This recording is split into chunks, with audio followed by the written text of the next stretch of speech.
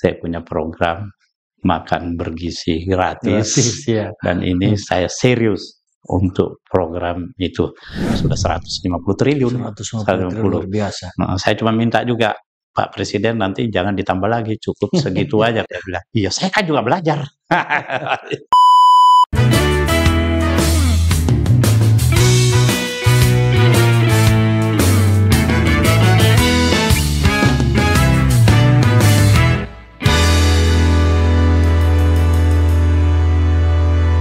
Assalamualaikum warahmatullahi wabarakatuh. Selamat berjumpa kembali di episode yang saya percaya hari ini episodenya sangat luar biasa karena kita kedatangan tamu istimewa. Seorang pejabat negara yang kita tahu sehari-hari sekarang beliau adalah Wakil Ketua DPD Republik Indonesia. Beliau adalah biasa kami memanggil Kak Tamsil Lindrung, dan saya kira saya termasuk sebagai pengagum beliau, sebagai pengikut beliau karena satu organisasi di HMI dan KAHMI, dan hari ini kami dari Hasnawi Haris Perspektif sangat bersyukur karena Kak Tamsil Lindrung hari ini bersedia hadir di sela-sela beliau berkunjung ke Sulawesi Selatan bersama dengan Komite 1 DPD Republik Indonesia. Saya minta waktunya untuk berbagi dengan masyarakat Sulawesi Selatan, khususnya sahabat perspektif, yang kira-kira hal-hal yang mungkin kita bisa dapatkan informasi dari beliau.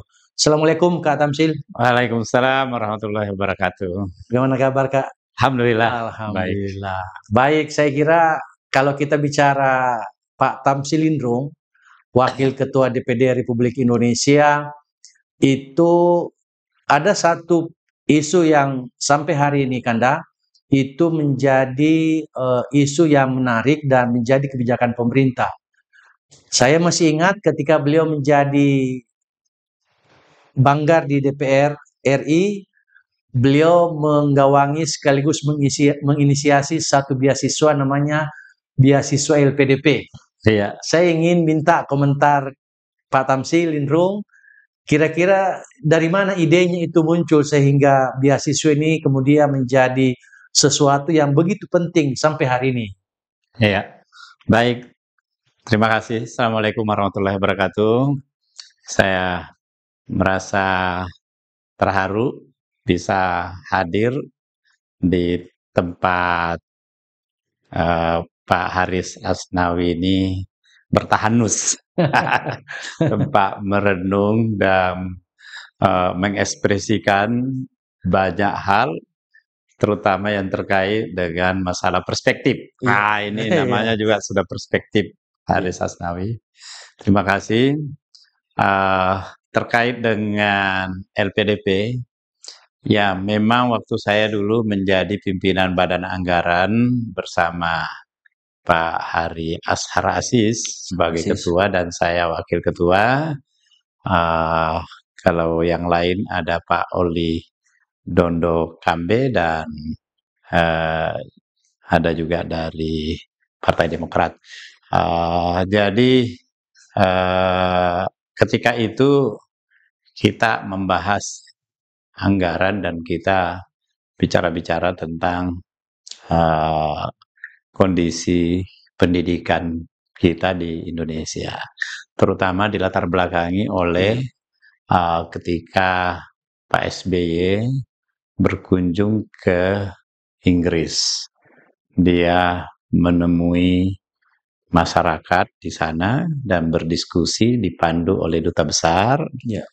Duta besar ditanya oleh Pak Presiden SBY tentang bagaimana masyarakat Indonesia di London.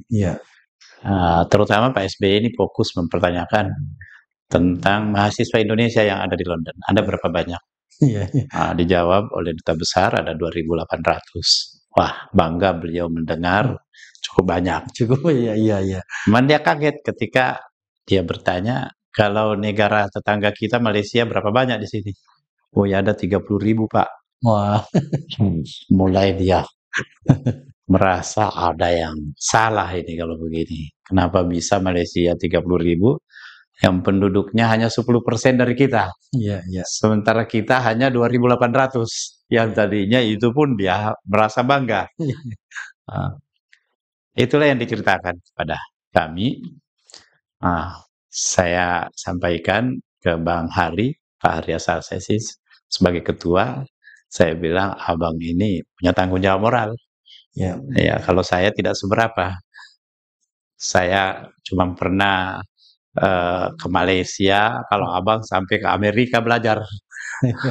Dan itu beasiswa. Iya, iya. Jadi saya kira abang punya tanggung jawab moral. Kita harus sama-sama sebagai pimpinan badan anggaran supaya ada alokasi anggaran yang kita sisipkan untuk beasiswa biar bisa menambah jumlah mahasiswa Indonesia yang belajar di luar negeri. Oh ya betul sih, kita harus itu. Gimana caranya? Ya udah kita panggil Menteri Keuangan. Kita sama-sama tanda tangani APBN, tetapi harus ada dana yang dialokasikan sebagai dana beasiswa untuk kita mudah mengirim adik-adik kita agar dia bisa belajar di luar dan mencapai predikat yang sama dengan abang. Abang doktor dari Amerika, dia juga harus dari negara manapun yang menjadi pilihannya, universitas manapun yang menjadi pilihan. Banyak kita panggil Menteri Keuangan membicarakan, tapi Menteri Keuangan Bu Sri Mulyani ketika itu menyampaikan, nggak bisa Pak, nggak ada anggaran. Ya, saya bilang, Ibu, kita kan bahas anggaran bersama-sama. Bukan hanya eksekutif yang menentukan, kami juga menentukan. Kami ikut tanda tangan. Kalau nggak mau, ya kami tidak tanda tangan. Berarti anggaran yang berlaku yang lalu. Tidak ya. Akhirnya disepakati, ya udah silahkan. Tapi tidak ada anggaran. Ya udah saya cari anggaran. Saya ajak teman-teman dari BUMN. Waktu itu Pak Saididu sebagai sekretaris di BUMN, kita minta, Anda kan jagonya ngutak-atik BUMN, carikanlah kami anggaran 5 triliun untuk dialokasikan sebagai beasiswa. Kalau tidak ada, ya sekali-sekali bahasa kita meskipun dengan nada bercanda kayak mengancam begitu. Kalau tidak ada rapat dengan BUMN. Akhirnya beliau kemudian datang lagi menemui kami dan menyatakan ketemu angka penambahan keuntungan BUMN 5 triliun. Udah kita laporkan ke Menteri Keuangan. Nih, dananya sudah ada. Dia terus menyodorkan Pak Anggito Abimanyu selaku Kepala Badan Ketahanan Fiskal. Biar dia yang bicara sama Pak Tamsil dan Pak Hari. Ketemu, setelah dipelajari semua, beliau menyampaikan ini hanya bisa kita gunakan 30% atau 1,5 triliun karena harus dialokasikan sisanya menjadi dana cadangan fiskal. Biar kalau ada apa-apa itu kita bisa punya cadangan. Karena ini kan catatan yang belakangan dibuat yang bisa jadi tidak didasarkan pada asumsi makro yang kuat. Sepakati ditaruhlah 1,5 triliun. Kemudian dicari namanya, apa namanya ini? Kita sebut aja dana abadi, endowment fund. Setelah itu kemudian berjalan, ada usulan, wah ini bagus, ada yang menangani khusus di Kementerian Pendidikan. Waktu itu diketahui ada orang yang paling pas, namanya Dr. Kahar. Cuma Menteri Keuangan bilang orangnya harus ditempatkan di Menteri Keuangan. Jadi waktu itu ditaruh di Kementerian Keuangan, endowment fund namanya. Nanti bergulir, kemudian Menteri Keuangan bilang kita harus lembagakan. Lembagakanlah menjadi LPDP. Yang setiap tahun saya tambahkan 5 triliun. Luar biasa. Sehingga menjadi 31,5 triliun, saya tinggalkan itu. Udah. Dan cukup banyak mahasiswa-mahasiswa yang kita bisa ikutkan dengan menggunakan dana ini untuk belajar baik di dalam maupun di luar negeri. Selanjutnya setelah itu kan saya tidak lagi di DPR. tapi Iya. saya di DPD. Iya. Tapi saya terus pantau dan rekomendasi saya diapresiasi biasa oleh Alhamdulillah. Menteri Keuangan, Iya. kalau ada, begitu pula Menteri Pendidikan, Iya. terutama Pak Ainun yang waktu itu Sekjen Menteri Pendidikan. Jadi selalu kalau ada usulan-usulan saya, pokoknya yang penting Rekomendasi. memenuhi syarat, Iya, memenuhi rekomendasi syarat. ini diterima. Bahkan saya minta, udahlah kurangi sedikit persyaratannya supaya lebih mudah mengakomodir. Iya, iya, Saya iya. juga terakhir minta usia jangan dibatasi 40, kalau Iya. bisa 45, supaya Iya. yang ini Iya. udah.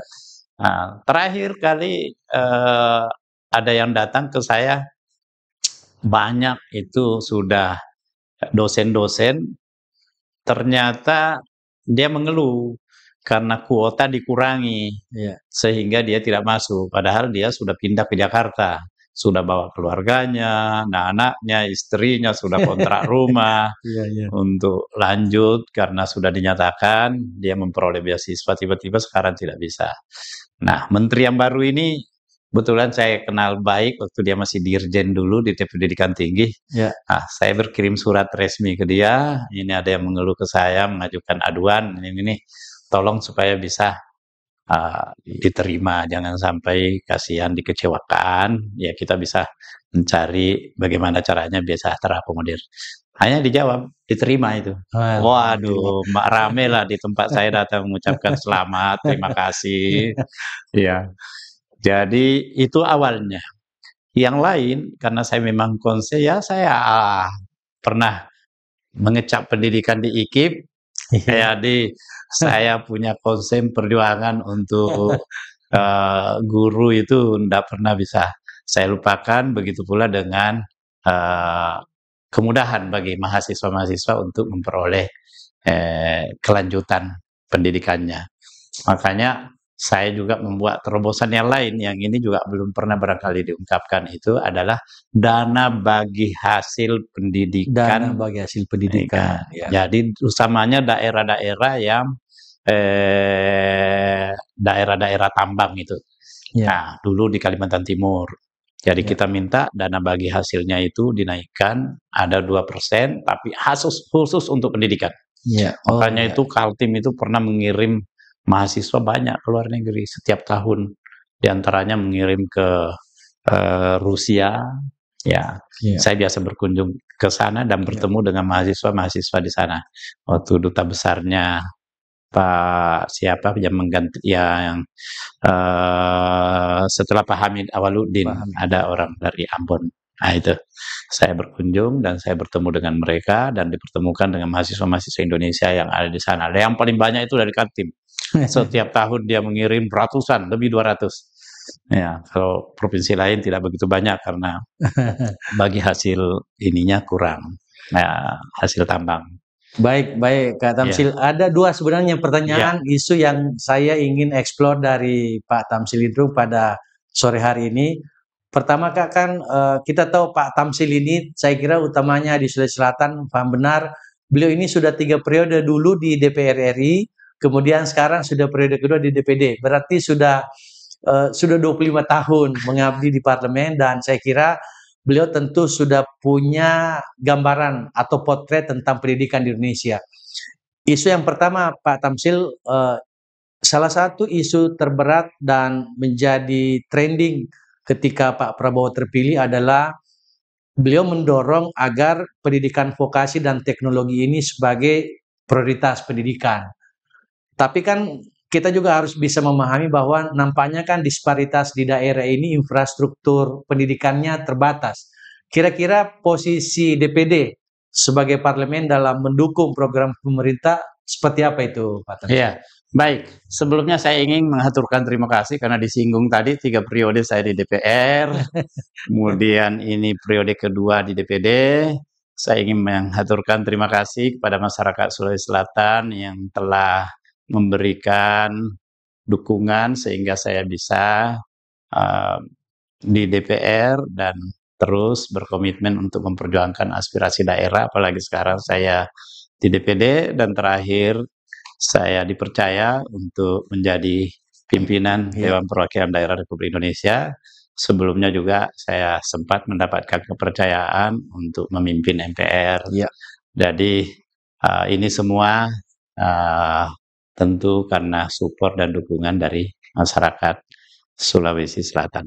Ya, terkait dengan konsen dan komitmen Pak Presiden, Pak Prabowo Subianto, dia memang beberapa kali saya bertemu, dia menyampaikan konsen dia terhadap bagaimana mencerdaskan kehidupan bangsa, bagaimana mensejahterakan masyarakat, bagaimana memberikan perlindungan kepada mereka semua.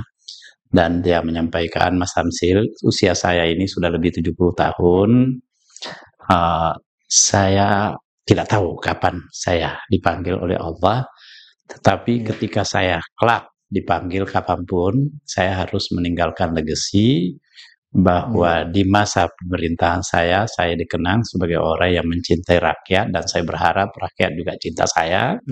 Karena itu juga saya tidak ingin ada rakyat yang kelaparan. Karena itu saya sering ditertawai, saya punya program makan bergizi gratis, dan ini saya serius untuk program itu. Saya minta Mas Tamsil yang dulu mendukung saya sebagai ketua HKTI, dan Anda mau menjadi pengurus HKTI, saya sangat berterima kasih. Tapi mohon saya didukung juga untuk program ini. Program pendidikan, pokoknya kita harus memotong generasi, tidak boleh ada dari anak cucu kita yang terlantar, tidak memperoleh pendidikan yang baik. Jadi harus semua memperoleh pendidikan yang baik. Saya berterima kasih, saya mendengar Anda sangat mensupport dulu yang namanya LPDP, yang sekarang anggarannya sudah 150 triliun. 150 triliun biasa. Saya cuma minta juga, Pak Presiden, nanti jangan ditambah lagi, cukup segitu aja, karena ini dana dana mengendap. Jadi jangan sampai terlalu banyak di situ, tapi karena kira-kira yang kita perlukan kan setiap tahunnya itu untuk beasiswa itu sekitar 8 sampai 10 triliun, itu udah cukup luar biasa, dan itu bagi hasilnya aja yang kita perlukan. Karena itu untuk menjawab tantangan lapangan kerja ini, memang dia sangat mendorong supaya pendidikan vokasi ini lebih diberikan juga prioritas. Dulu waktu Pak Wardiman ada link and match itu, karena kita melihat bahwa investasi kita ini itu berbiaya tinggi. Dia selalu menyampaikan itu, ekor kita itu incremental capital output ratio terlalu tinggi. Indonesia ini termasuk yang paling tinggi di Asia. Ya, kita 7,2%, Singapura itu cuma 3 lebih, ya Malaysia juga memang lebih 5.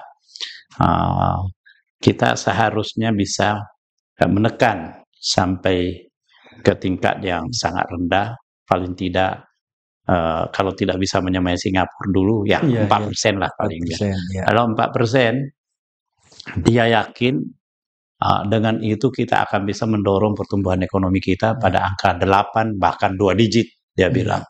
Nah, saya juga melihat memang ini sangat rasional apa yang disampaikan. Saya juga kaget karena di depan saya itu dia mencatat hitungan-hitungan. Saya bilang, Pak Presiden, sejak kapan ini tiba-tiba jadi ekonomi hebat begini nih, bisa punya hitungan-hitungan begini? Dia bilang, iya saya kan juga belajar. Jadi ini luar biasa, saya bilang. Saya di DPD berkomitmen untuk mensupport ini.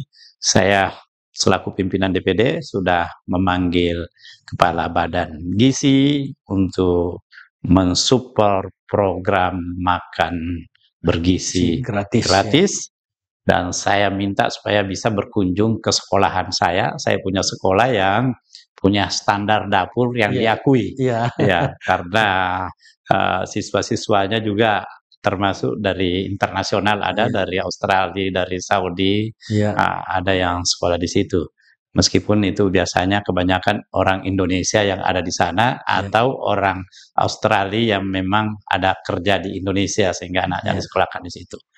Ya, dan kami juga punya ahli gizi yang memantau itu. Iya. Dan saya sampaikan hitungan kami itu juga memang cuma 10.000 per anak, dan itu cukup ya. masuk dalam standar itu. Utamanya di Jawa, bahkan di luar Jawa untuk di beberapa tempat di Sulawesi Selatan bisa tidak sampai itu. Saya bisa di bawahnya. Iya, bisa di bawahnya. Nah, kalau mungkin di tempat lain di pegunungan Papua mungkin itu lebih tinggi karena di sana luar biasa, semen aja bisa 1 juta per sak. Iya, betul. Jadi tidak bisa kita samakan secara keseluruhan. Jadi pendidikan vokasi ini ya memang dengan Menteri Pendidikan belum, tapi dengan Menteri Agama juga kita sudah berdiskusi supaya pesantren-pesantren ini juga yang dibawa Kementerian Agama bisa juga memasukkan kurikulum yang terkait dengan vokasi ini. Itu saya kira. Baik, satu lagi Pak Tamsil, baru-baru ini ada isu yang berkembang dan jadi trending topik juga, terutama di perguruan tinggi. Pemerintah konon akan memberikan fasilitas perguruan tinggi untuk ngurus tambang. Nah, kelihatannya target yang kita baca itu untuk mengatasi atau solusi untuk finansial. Kira-kira menurut Pak Tamsil sebagai anggota parlemen yang sudah 5 periode ini, melihat apa ini tidak justru menimbulkan masalah baru ini Pak Tamsil, kalau perguruan tinggi juga diberi kewenangan mengelola tambang? Seperti apa pandangan Pak Tamsil? Saya udah teleponan dengan Menteri SDM, Pak Bahlil, dan memang karena hanya per telepon, jadi belum tuntas berbicara tentang masalah itu. Tapi selama semua ini diorientasikan pada menjawab tantangan kita ke depan secara objektif, dan pendidikan memang bisa mencurahkan perhatian untuk mengoptimalkan itu tambah, saya kira nggak ada masalah. Cuman kalau dilihat, ada beberapa yang saya sudah mendengar, tapi perspektif dia negatif terus. Dia melihat bahwa ini jangan lagi dirusak dunia akademik. Yang lain Anda sudah rusak, Anda berikan lagi ini, dia nanti berebutan dan ia mengurus itu saja, dia lupa mengurus nilai yang lain yang terkait dengan pendidikan. Kalau ini yang menjadi kekhawatiran kita, yang kita kedepankan, ya tentu memang perlu lebih hati-hati.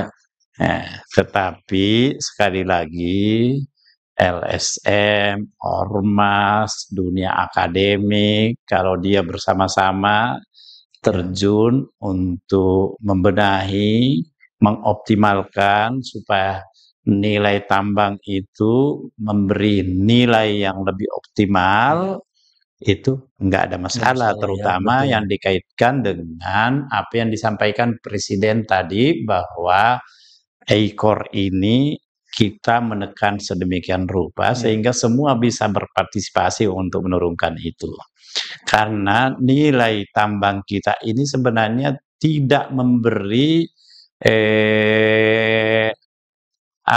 dukungan akan pertumbuhan ekonomi yang lebih optimal, karena investasi itu berbiaya tinggi di Indonesia, khususnya yang tambang dan nikel. Ditambah lagi dengan proses-proses yang terjadi di kita itu skornya terlalu misalnya proses perizinan itu untuk di satu tempat itu masih di atas 10 hari. Beda dengan DKI. DKI sudah di bawah 10 hari. Bahkan masih ada yang 25 hari. Ada yang bahkan 50 hari. Di Papua itu masih 50 hari untuk proses-proses itu. Nah, kalau pelibatan perguruan tinggi ini untuk menekan yang seperti ini, saya kira itu positif. Kalau selama kita bisa berkomitmen untuk itu, saya kira it's okay kalau menurut saya, tidak ada masalah. Tapi kalau yang dikedepankan tadi perspektifnya finansial semata ya, itu ya itu bisa merusak memang di dunia akademik. Iya. Akhirnya berkesimpulan jangan lagi dirusak, itu cukup yang ormas aja. Padahal tidak boleh ada istilah Boleh, cukup iya. yang ormas. Ormas juga tidak boleh. Iya. Gitu. Baik Pak Tamsil, satu lagi ya Iya, sebelum kita mengakhiri. Baru-baru ini muncul di media Pak Tamsil bocoran dari hasil rapat Menteri Keuangan. iya, Ya kelihatannya dari bocoran itu kita lihat rupanya Kementerian Pendidikan dan Kesehatan tidak menjadi program prioritas. Jadi ini ada kontradiksi sebenarnya.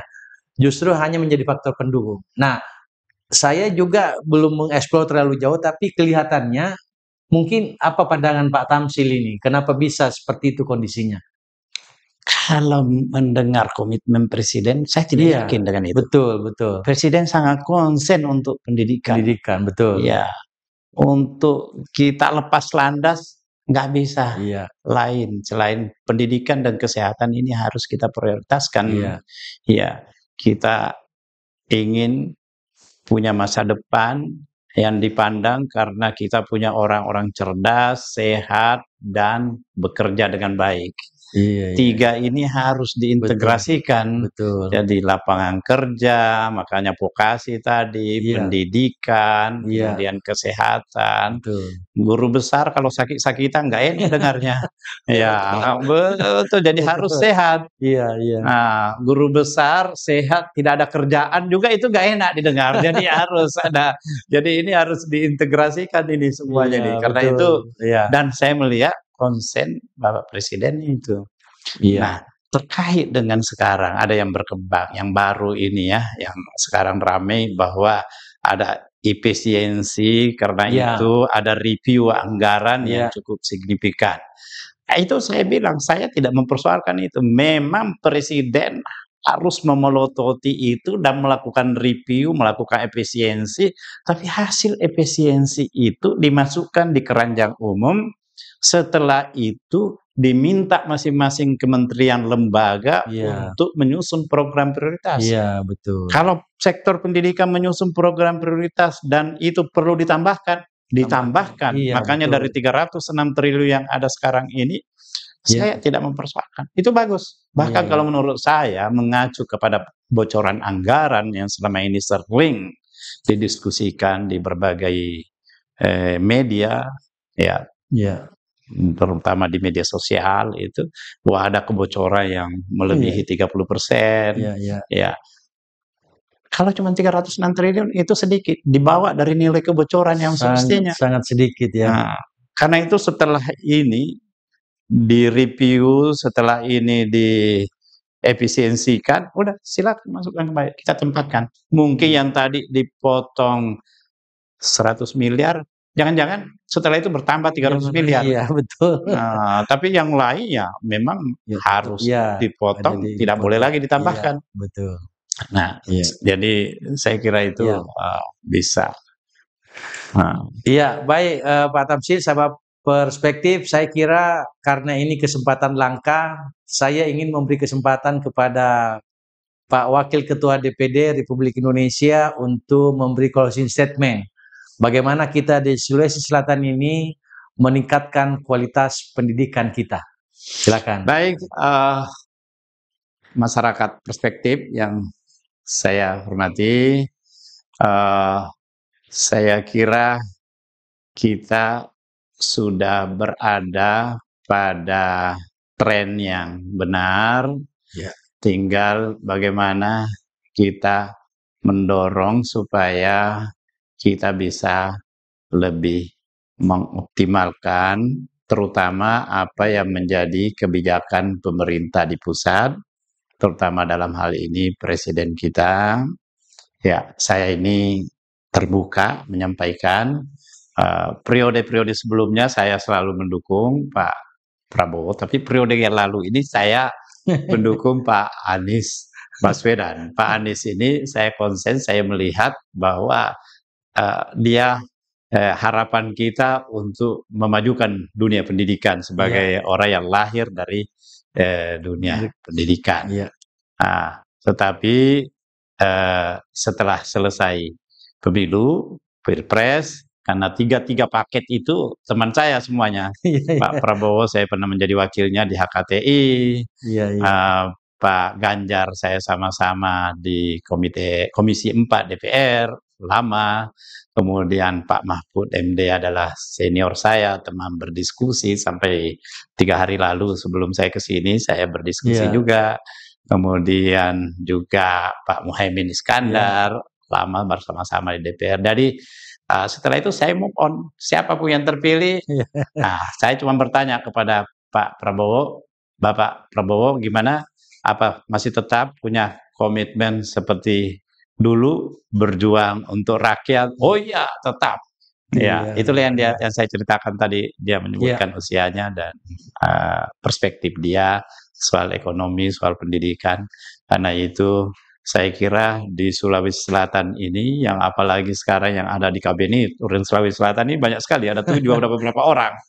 Ya, Menteri Agama, sekjennya juga Menteri Sekjen. Agama, kemudian Menteri Hukum, Iya. kemudian Menteri Tenaga Kerja, Menteri Perlindungan Pekerja Migran, Migran. Wakil Menteri Lingkungan Hidup dan Tenaga, banyak sekali. Iya. Jadi ini momen yang baik bagi Sulsel untuk mengambil manfaat yang lebih optimal dengan keberadaan orang-orang dari Sulawesi Selatan ini yang ada di eksekutif. Kami juga di legislatif, ya saya ada mewakili Sulsel dan Universitas Negeri Makassar. Kemudian ada Pak Anies Kadi juga mewakili Sulawesi Selatan juga. Dan saya kira di MPR dan di mana-mana, mari kita bersinergi, berkolaborasi untuk Sulawesi Selatan yang lebih maju, khususnya dunia pendidikan dan sektor-sektor lain yang menjadi prioritas dari pemerintah ini. Ya ini, ya Menteri Pertanian saya lupa sebut tadi, orang dari sini juga. Dan pertanian dan energi sekarang ini yang menjadi perhatian pemerintah, yaitu swasembada pangan dan energi. Baik Pak Tamsil, terima kasih banyak kesempatannya berbagi dengan sahabat perspektif yang saya percaya, yakin masyarakat tentu bisa melihat seperti apa sepak terjang Pak Tamsil selama 25 tahun menjadi anggota parlemen, dan tentu kita semua sudah merasakan manfaat seperti tadi yang beliau sampaikan, keberadaan beasiswa LPDP yang sampai hari ini masih digunakan oleh pemerintah dan menjadi penyumbang terbesar dalam menyiapkan generasi muda yang hebat melanjutkan pendidikan tidak hanya di dalam negeri tapi juga di luar negeri. Saya kira karena waktu beliau ada agenda lagi di tempat lain, mewakili seluruh kru Hasnawi Haris Perspektif mengucapkan terima kasih ke Pak Tamsil. Mudah-mudahan dalam berkarya Pak Tamsil senantiasa mendapatkan perlindungan Tuhan Yang Maha Kuasa, sehingga seperti yang kita bayangkan beliau akan memberikan banyak maslahat kepada bangsa Indonesia, wabil khusus di Sulawesi Selatan.